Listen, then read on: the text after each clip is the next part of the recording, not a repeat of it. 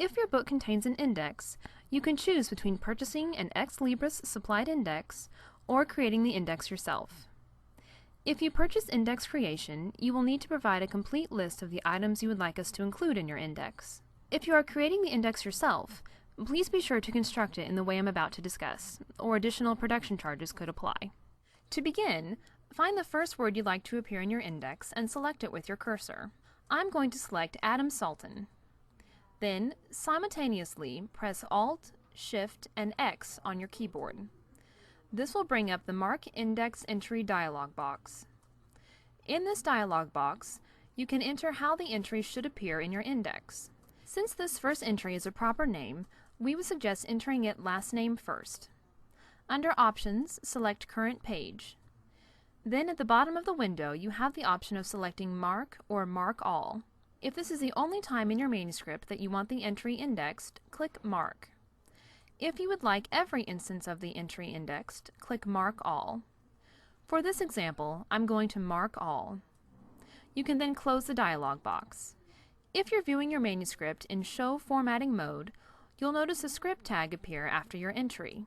It is important not to edit or delete these script tags, or the entry will not be included in your final index. If you view your manuscript in Hide Formatting mode, these script tags will disappear.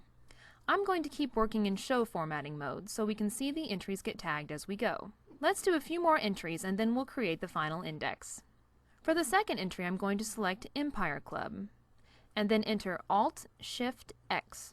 When the dialog box pops up, I'm just going to click Mark All and close. Now every instance of the term Empire Club will be indexed. Let's do one more entry. I'm going to select Southampton and enter Alt, Shift, X. Once again, I'm going to click Mark All and close. Even though this is a pretty short index, let's pretend that we're finished marking our entries and we'll go to the end of the manuscript. Click where you want the index to appear. Then go to Insert, Reference, and Index and Tables. In the dialog box that pops up, you can select a general template for how your index will appear. We recommend the Classic template. You can also enter how many columns you would like your index to be. We recommend 2 columns. Then click OK. Then you'll see the index in your manuscript. If you need to continue adding entries to your manuscript, you can update the index by clicking on it. When you click, you should see the index turn gray. Once it is gray, right-click with your mouse and select Update Field. It is important to never add, remove, or modify the text in the index itself, because anytime you update it, the changes will be lost. Instead, you will want to insert additional entries the way we've already covered, or remove them the following way. Let's pretend one of the Adam Sultan entries, the one on page 11, needs to be removed. Rather than deleting the entry in the index itself, go to page 11 of your manuscript and make sure you are in Show Formatting mode so you can see the index script tags. Find the script tag you want to remove and delete it. Then go back to your index at the end of the manuscript. Right-click on the index and select Update Field. You'll notice that the entry on page 11 has been removed. If you are paying for index creation, here's a tip on how to submit your index list.